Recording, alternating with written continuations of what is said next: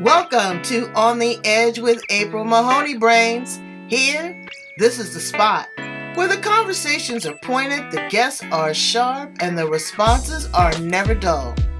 Did you bring your thinking caps? Because it's time to put them on. Because the conversation starts now.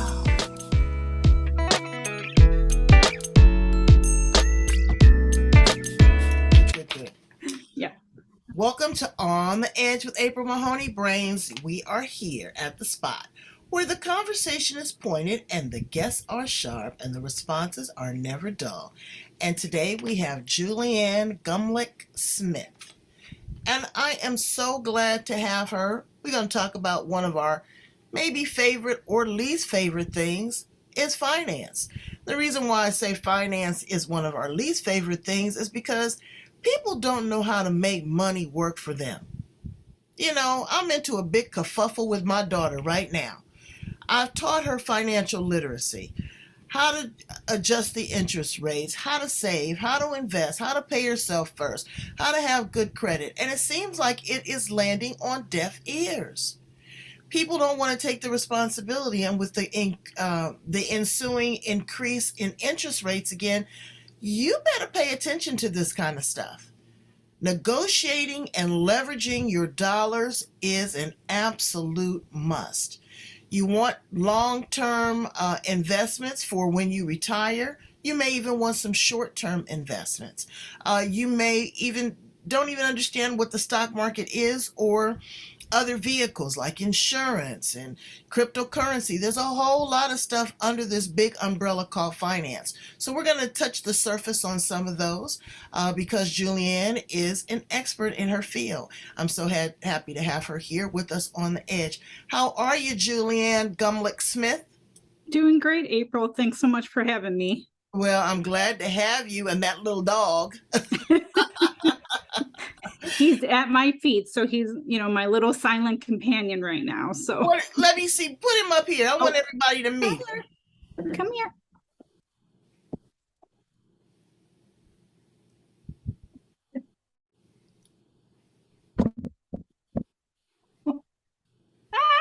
Oh my goodness. Oh, look at that face. Look at that face. Oh my God. Yeah. Tell us about your fur baby. Oh, he's a Cavalier. I actually got him when he was about 5 years old, and we just found out. Oh, you got him when he was mature. You adopted him. Yeah. He was a show baby. Oh. He was a little AKC champion, and so a breeder was moving to Montana, and she was downsizing their dogs. So I was lucky enough to bring him home with me. So, well, what's his name? His name is Tyler. Hi, Tyler. Well, he is such a hero. I love it. Thank you for sharing him with us. So tell us a little bit about you, Juliann, and how you show up in the world. All right. We're just making sure Tyler gets absolutely comfortable. Take care of the baby. So, my name's Juliann Gumulak Smith, and I help women learn about personal finance and the stock market so they can gain confidence and clarity in managing their money. I'm the founder of the Investment Academy for Women, where I combine my love of investing, life coaching, and technical analysis to make investing strategic and simple. And a little bit about me, I started trading stocks when I became a stay-at-home mom. Around that time, my husband was laid off. We moved our family. My youngest child was 6 months old, and I kind of became a stay-at-home mom overnight because daycare costs more money than what I was going to make. My first career, I was a molecular biologist. Wow. So, you got a big brain. So, and what I found out, my father, he's a CPA. He came to me and said, I got this information about investing. Do you want to go to the seminar? And I was like, ooh, for some reason that really piqued my interest. I hadn't really done that much investing prior to that. So I went to the seminar, and I did education through a company called Invest Tools. They are now kind of under the umbrella of TD Ameritrade. And then, started trading in the early morning hours when my kids were young. And what I found out is that's when I felt most like myself. It was my sanctuary. It was my sanity when my kids were young. I mean, 2, 3 o'clock in the morning, it would be me and my stock charts. But and during that time, I kept things kind of to myself. It was something my dad and I did together, so I would talk to him about it. But I didn't really talk to my friends about it or anything. It was just something that I did kind of on my own. And then around maybe 10 years later, I was in not a big car accident, but a minor car accident, enough that it kind of woke me up and said, you need to slow down. You need to reassess your life. You need to make changes. So during that time, I decided to go on and pursue being a life coach. And during that training, they talk to you about, oh, you got to find your niche, who do you serve and that. And I was really kind of struggling with it. I had first did career changes, people who were, going through career changes, because I had some experience with that from being a molecular biologist to trading stocks and becoming a life coach. But it didn't quite feel right. Like it was okay, but it was still like, it's not quite right. And then for like a year, I did relationships, because there was a time when my husband and I were separated.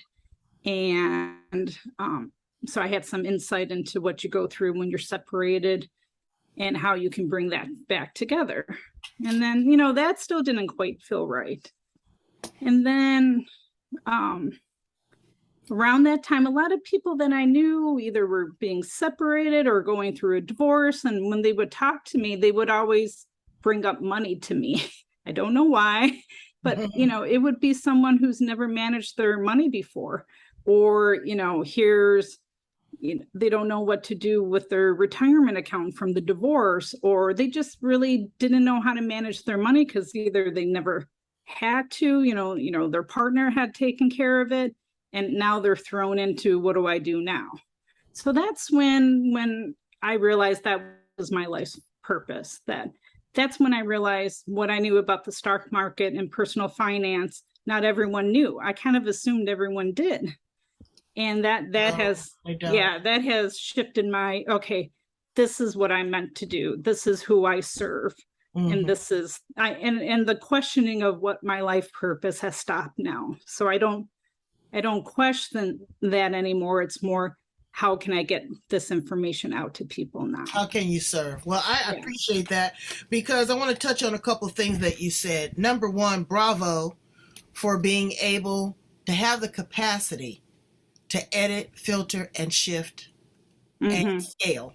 People don't have the courage to do that. They get stuck in a certain situation. They say, hey, I've used my brain and molecular biology, and that's all I'm good at is science and research. But they don't understand that there is still a lot that you have to offer. There you were at a particular point, being a single mother. You still forged ahead. You tried a couple things. They didn't work, but you didn't give up. But then, in the totality of it all, you were able to put everything that you had learned and experienced, evolve into the woman that you are today, and to be able to coach other women. So bravo to you. I appreciate that. Finance, I think, my personal opinion, it's a big $25 word. As I explained in the introduction, there's a lot of components. There's a lot of raindrops under that umbrella. And so let's just start with the basics. I would encourage people to start with basic financial terms. Take your top 10 terms. What is the S&P 500? What is the stock market? What is the Dow Industrial? Top traders, and go from there. If you understand the terms, it's just like a foreign language. You're able to communicate, okay? Then I would suggest that you would go into what do you like? You know, what are some of the things that you like? That's like me. I've got a really, I'm so proud of myself, a pretty rich and diverse portfolio. Everything from artificial intelligence to railroads. Mhm. I look for companies that pay dividends.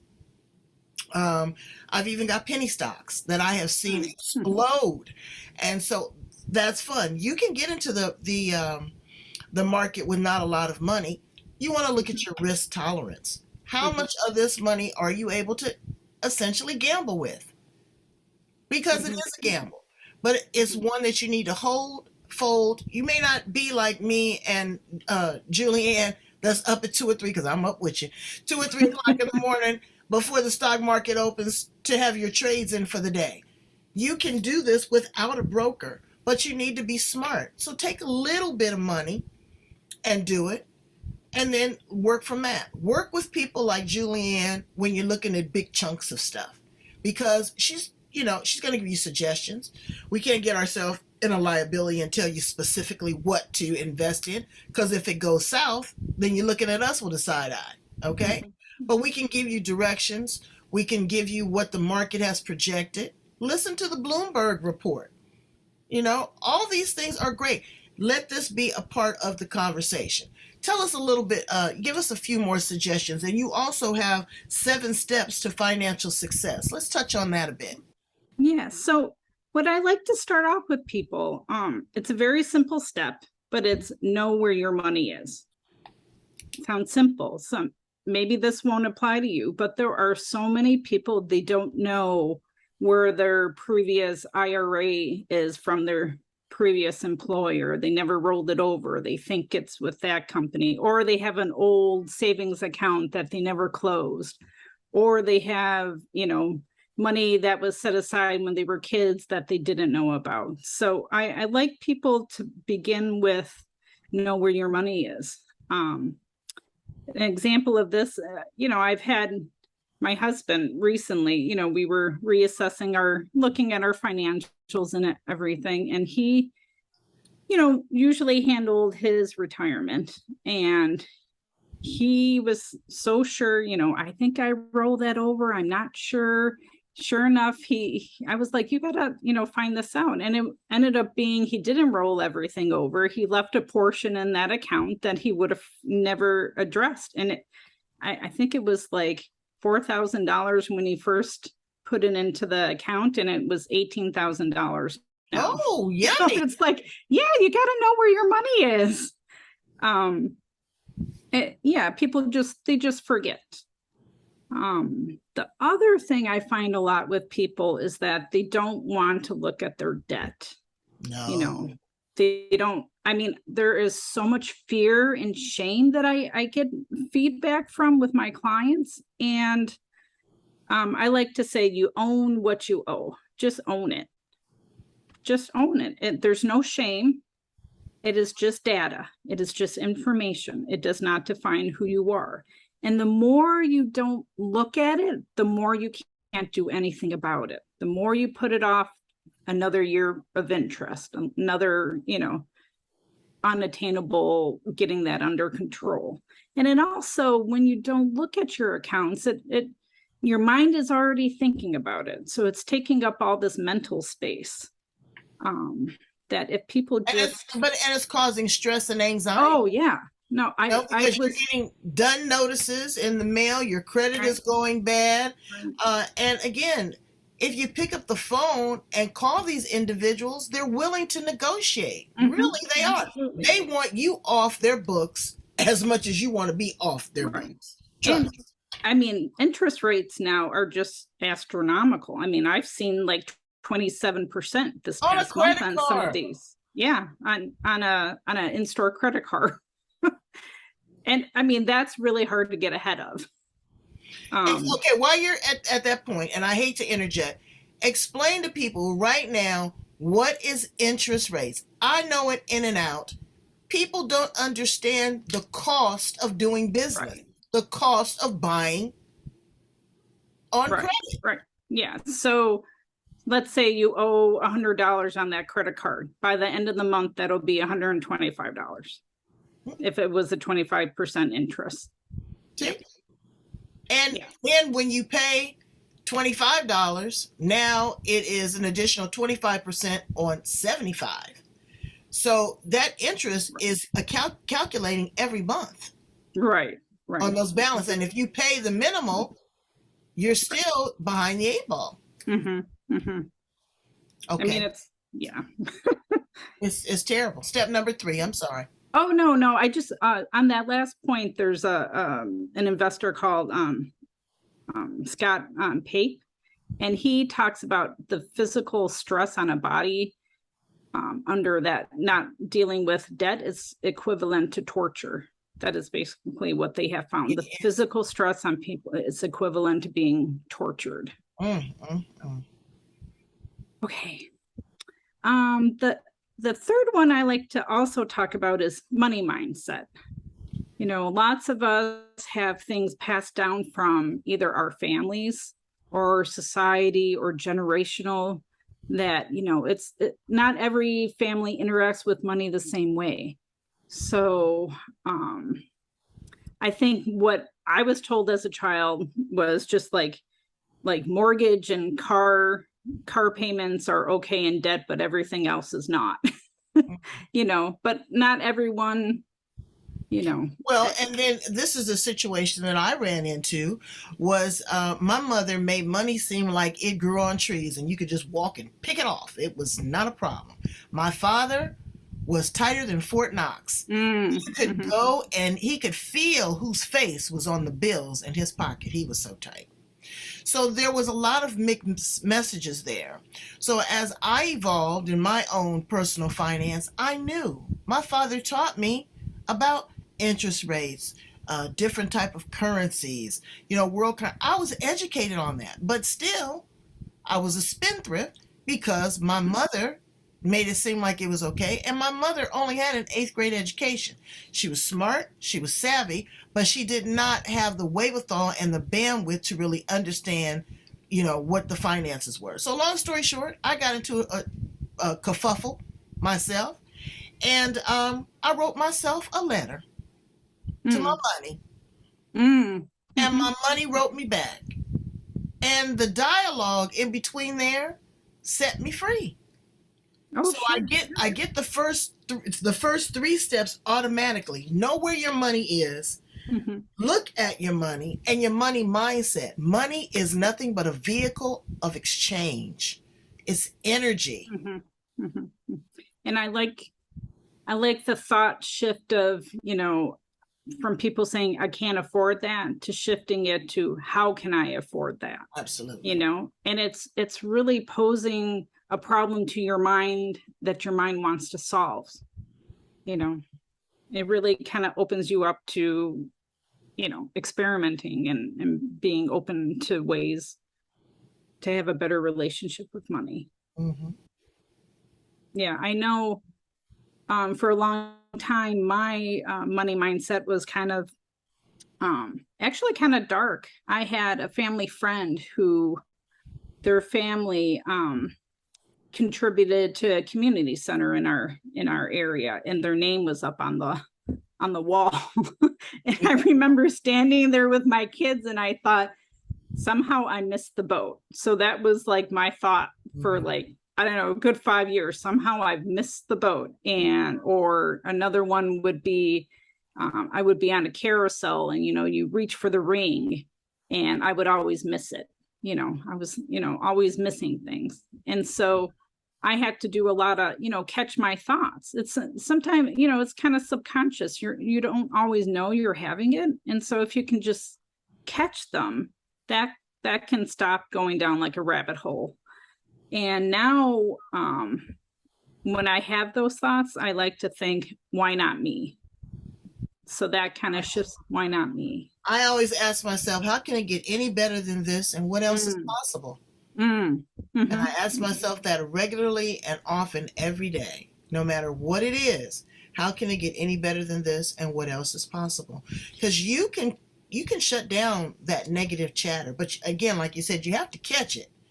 Right. You got to say, oh, you know what? I've had this thought running through my mind a couple times today. What is the Mhm. root cause of this? How can I reframe it? Mhm. How can I go to bed tonight and set up the next day to be positive? Mhm. So it's that neuro linguistic programming that's a key Right, right, component to it too. right.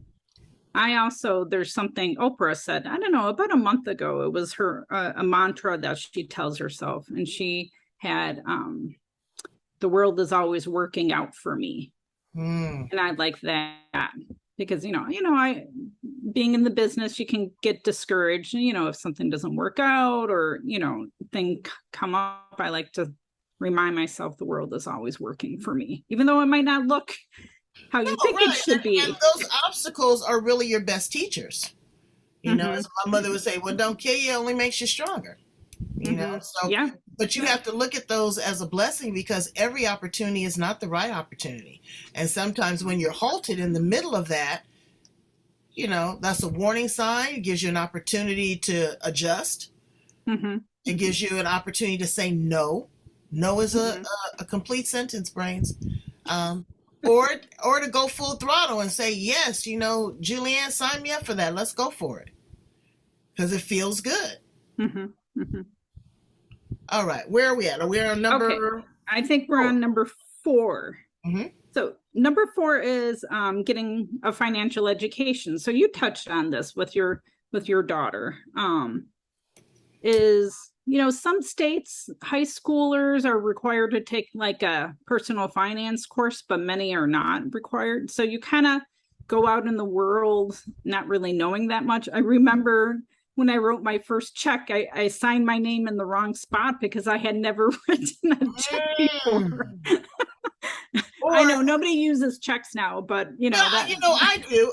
I do, and it was the worst thing. It got lost in the mail. So, And it was crazy. But because you have checks, brains, or you had checks, doesn't necessarily mean you have money. You can right. well again, people and the service charges that the bank charge you for an overdraft is criminal. It's Yeah, criminal. I don't even do that. But because I'll disclose on my daughter, she was learning. She ended up paying $37 for a cup of coffee. Oh, wow. She used her debit card. She was like, I guess she was with some friends, and she was like $5 over. They charged her.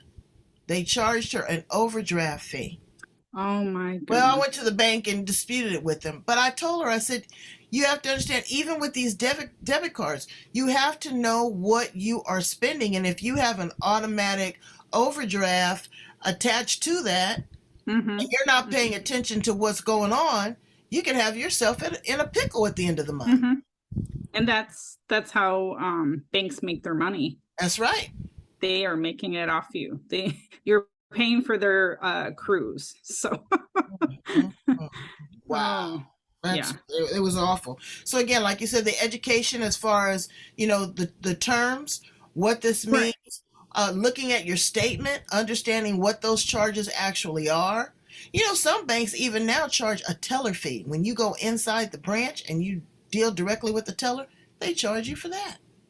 Yeah, I try to do online banking, but I know there are circumstances that sometimes you need a physical bank to go to.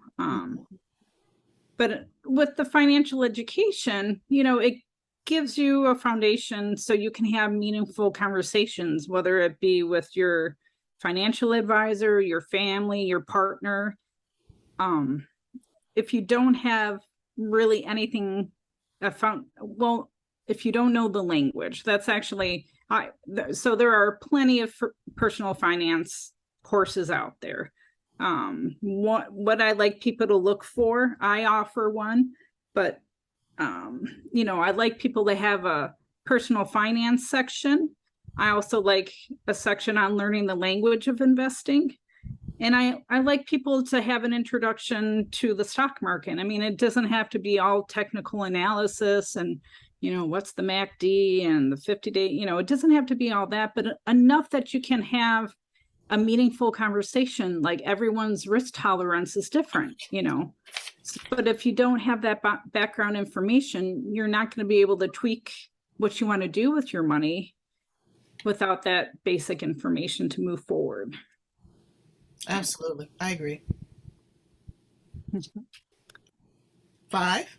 Number 5, I call it a freedom fund. I mean, lots of people call it different things, but it's basically having 3 to 6 months of living expenses saved. So people have always said that, and I get what you're saying. I don't mean to interject right in the middle of your thought, but there's somebody out there right now that's listening to this, Juliann, that's trying to get the next $60 to pay their light bill. Absolutely. Yep. And now with the Great Resignation, I don't know what people are doing. I really don't know what they're doing. They don't want to go to work. We were just talking in the green room about, me getting, they told me it's a month before I could get my car serviced because they're low staff. Nobody wants to work. What are they doing? I don't know. With that, about half of the people in the U.S. Do not have $1,000 to cover an unexpected expense. Okay. No. And you kind of make it biased. Oh, that doesn't apply to me. But a company called Lending Club did a survey of people making $250,000 or more, and a third of them live paycheck to paycheck. So they do not have the 3 to 6 months.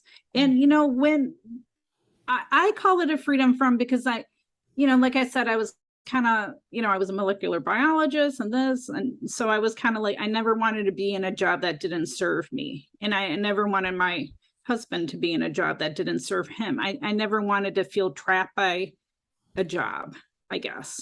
So that's where that came about. And then when my husband got laid off, we just had our second child, we have to move across the country. That's when my that little 3 to 6 month savings went into place. It would have been a very, very different experience if we did not have that. Mm-hmm. Mm-hmm. I can't imagine. And I'll tell you too, Brains. I know, and again, we are going to send a blessing to all of your finances because here in California, where are you at again, Juliann? I'm in Glen Allen, Virginia. Okay, you're in Virginia, so it's a little gentler than it is here in California. People are paying $2,000 for a 1-bedroom apartment. Yep. Okay. And, or if you've got something decent, you're paying $3,000. So you need a roommate, and you need to be able to save. If it's a mortgage, for example, 3 months of that is $9,000. People are not just sitting on $9,000. Absolutely. We're talking about your health insurance, your car payments, your car insurance. It's not just the mortgage and the roof over your head. So you have to really, you got to take this into consideration. You got to take this stuff seriously because we are all, in one form or another, one paycheck short of being homeless. If you got a $3,500 mortgage. Yeah, absolutely. And, that 3 to 6 months can kind of feel a little overwhelming to begin with. So, I like to break it up into smaller steps. So let's get that first 100. Okay, that's a win. Let's get the next 50 after that, or another 100, or, just do it step by step. Because that when you think, oh, I got to have $9,000 in the bank, that can be overwhelming, and that causes you not to be in action about it. It kind of keeps you stuck. Like, I'm never going to be able to do that. But if you have a smaller goal, $50, let's try 50, then 100, and just keep on doing that little by little. And again, it creates that momentum, and it creates your mind being open to different possibilities of where you can save or how you can, bring in more income. Bring in more income, save, and invest. I'm telling you, if you have a little bit, you can take a little bit, take a chance with it, invest. Your 401k is not your personal slush fund, Brains. That will tax you. Okay, they want their taxes on the top. You will be penalized. So, and sometimes you're going to have to do it. Don't get me wrong.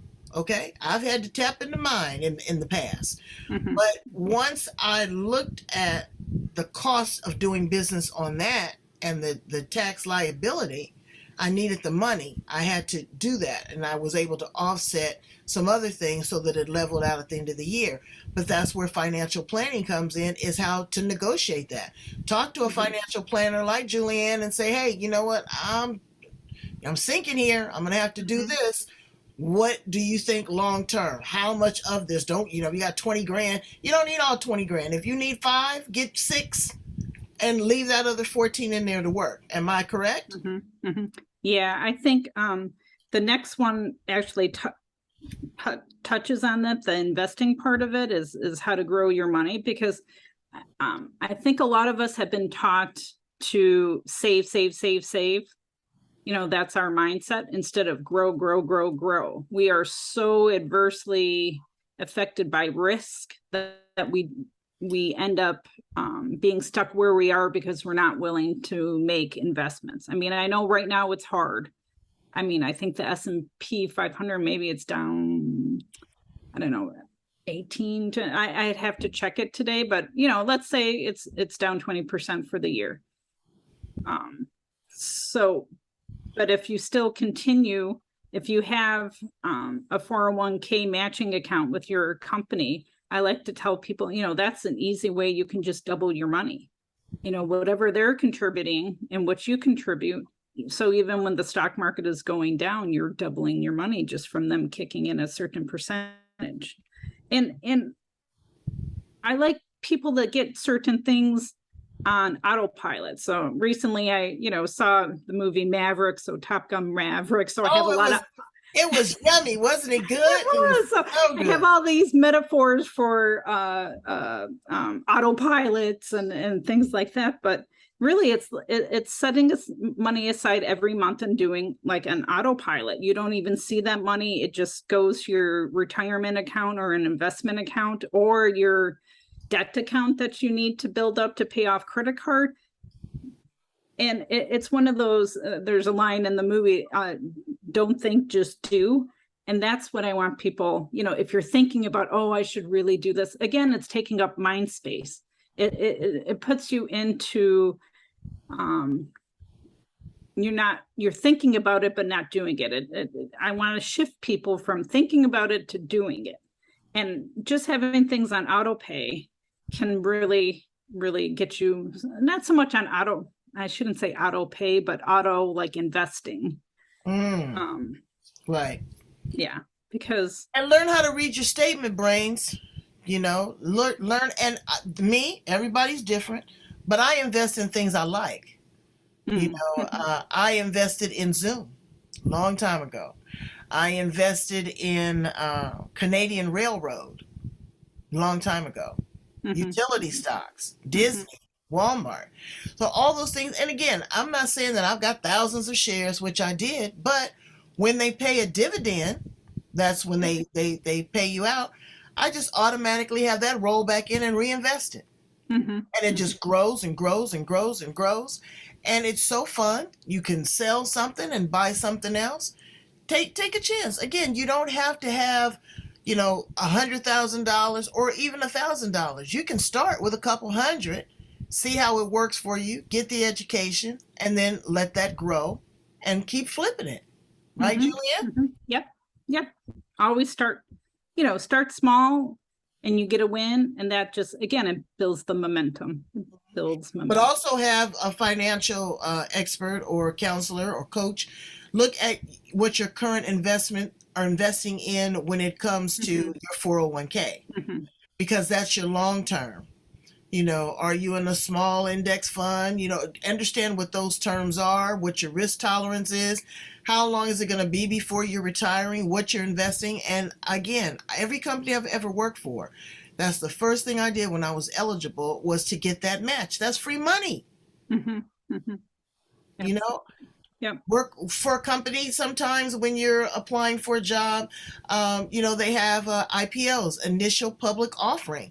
It's not even on the stock market yet. I worked for a company that did a minimally invasive spinal technology.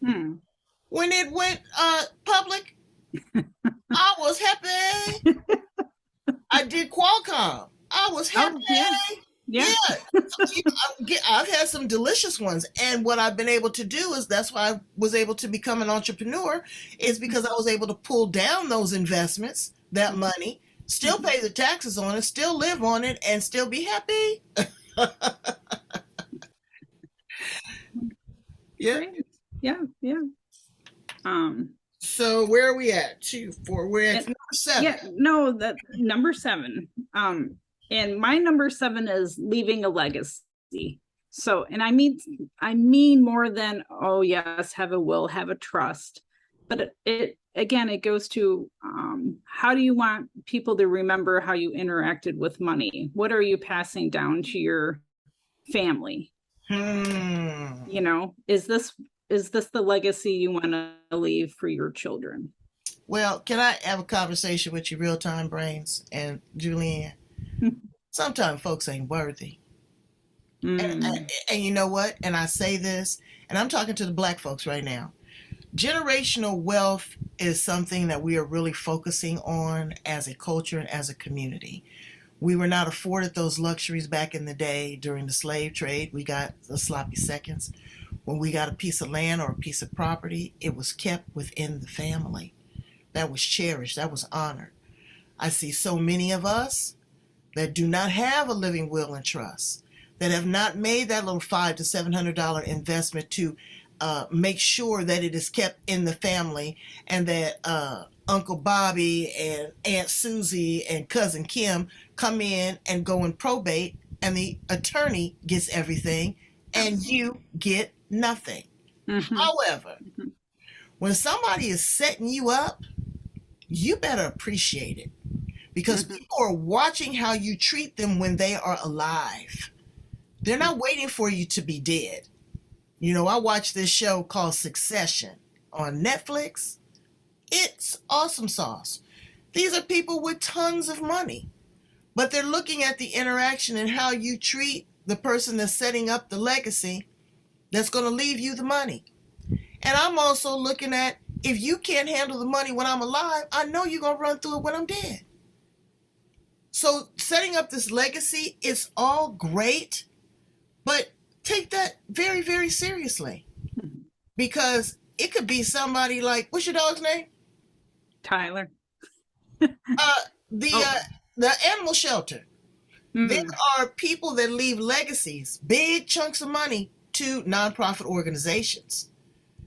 I used to work for the Red Cross. They had legacies, animal shelters, women's shelters, science and research, technology. There are other places to leave that legacy outside of some knucklehead that is going to not honor what you have set up. So as you teach your kids this, also, have a watchful eye on that. I know that's kind of harsh, but it's, to me, you got to be careful with that. You work your entire life hoping to get to 65, because folks aren't making the 65 a lot. They're dying early. You work till you're 65 to retire. You've put all this money away to give to someone else that's ungrateful, that's not going to use it properly, that doesn't know how to keep that legacy going. Legacy means long term, not just one generation, but generations that follow. You look at the Hiltons, you look at the Rockefellers, these people have had money since money was invented, and they keep passing it down, passing it down, passing it down. But they also educate the people that is going to receive it. I'm sorry, I didn't mean to be a Debbie Downer, but that is a situation that I'm seeing a lot with our culture. We hear it all the time. Oh, generational wealth, and Black people don't set their families up. They don't do that. Well, they do it, but it's a contingency on how they do it. Or if they don't do it, they're not paying attention because grandma worked day and night to get this piece of property, but never put it in a will and trust to keep it. Or what they're doing now, a lot of people, not just Black folks, they're doing this reverse mortgage because times are so tough that what they're doing is they've paid for this piece of property, and now they want that property to work for them. And you can't blame it. The cost of medication, long-term care, all of these things.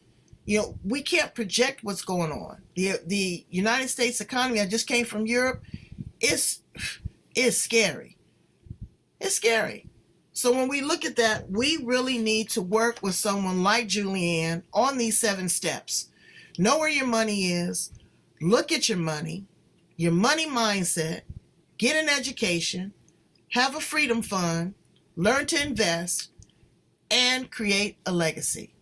Did I get an A on the test, teacher? That was excellent. Thank you, April. Absolutely. So tell my brains, let's ask some fun facts about you, though, before we conclude, because that's great. If you were a appliance in the kitchen, what appliance would you be and why? I think I'm a warming oven. Oh, that's good. I think I'd like to create like a nice sanctuary, comfortable environment for people to work in. I'm a little bit more nurturing. So Yeah. I like to be a teapot ah, because I like to spout off, as you can tell. What would you tell a 25-year-old Juliann Gumulak Smith? I would tell them to start investing in their retirement account because compound interest is your friend. Exactly. Yeah. If you had 3 wishes, what would they be? Let's see. I really wish to have women more empowered around their finances, that they do not have to worry about their future. So that education, that engagement with their money, that is one of my wishes. Second wish, pay for college for my kids. Right. And third is I wish somebody would invent or do heart surgery on dogs for valve problems, because my little Tyler has valve issues that I wish they would do such surgeries on my dog. Well, somebody might leave a legacy. They just might leave a legacy. What do you want your legacy to be? I really, it goes back to the empowerment. I very much want people to be educated and interact with their money, that it's not scary, that to be able to, money is energy, like you have said, that they can have a good relationship with money, that there's enough money for everyone. Just because one person is financially successful does not take away from you being able to be financially successful, that there's enough success for everyone. They print money every day, brains, every single day. So you have to be creative, you have to be open, you have to be honest, and you have to be grateful, and you have to share. Yes. You have to share. Yeah. Great. I have a little grateful tree that I put leaves on every day for things that I'm grateful for. Yeah. Exactly. Because gratitude is latitude, and it will change your attitude. The universe is looking at us and saying, hey, you know what? If I entrust Juliann with this, $1 billion, what is she going to do? Is she going to save the planet? Is she going to save the animals? Is she going to give to the overlooked and underserved? What are you going to do with this, or just sit on it like lunch meat? So all of this is being watched, it's being measured, it's being monitored, and it's something you can care about, and you don't have to be afraid. Look at all of the people. One of my favorite books, and I listen to it, I'm listening to the end of it right now, is Think and Grow Rich. Napoleon Hill. You can't go wrong. I don't care if you listen to it one time. Every time you listen to it, there's a little nugget. There's a little nugget. And I think they just did it in a movie, or they've done it on Netflix or something like that. But it is one of my favorite. It's so simplistic. And it just tells you how to really set your mind towards this thing called money. Because once upon a time, they used feathers, and they used beans, and they used puka shells. All of these other things were a form of currency. Money is currency. Understand different currencies: the euro, the ruble, the pound, the yen, absolutely. And understand what the differentiation is: the dollar that we're using versus how it converts. Mhm. I was amazed. I was just in Europe, and the euro was pretty equal to the dollar. Yeah. You could still buy something, Juliann, for a euro. That's Here, amazing. again, I Yeah. was telling my brains you can't do anything for less than $2.50. Mhm. So we have to pay attention to that. How are we going to make this money stretch? And you have done a fantastic job of coming up with these steps and, going back and forth with me from your experience and my experience, because I don't have a degree in this. I didn't go to all the courses, but I did go through the School of Hard Knocks. And so I know exactly what it is, and I know how to make a dollar out of 15 cents. That's the hustler in me. Mhm. I know how to make it happen. I know how to make it save, but I also know how to share it. Thank you for sharing your wisdom. Please tell my brains how to get in contact with you. If you have any current programs or offerings that they can tap into you, because you're definitely a well of information. Yes, so I can be contacted through my website. It's called the Investment Academy for Women. And I have an upcoming course called Investing 101 for Women, how to go from clueless to confident with your investing. And yeah, that's the best way to get in contact with me. Well, it sounds like it's a whole lot of fun. I'm going to put all that information in the show notes. Please keep us posted. If maybe you'll do a workbook for us. Maybe you'll have an online program. Another one, you need a beta group. You need some people to try it out. We definitely are there for you. Here on the Edge, Brains, I need you to love, like, and share. Love, like, share, and subscribe to Juliann as well as On the Edge with April Mahoney, so we can keep this information fluid. We can keep it current. You can understand. You'll get an education on financial terms. And you know what? You'll have some peace of mind and able to go to sleep at night because you actually looked at it and decided to take action. Thank you so much, Juliann. You are the Thank you. best. All right. Thanks. Bye, Brains. Bye, Tyler.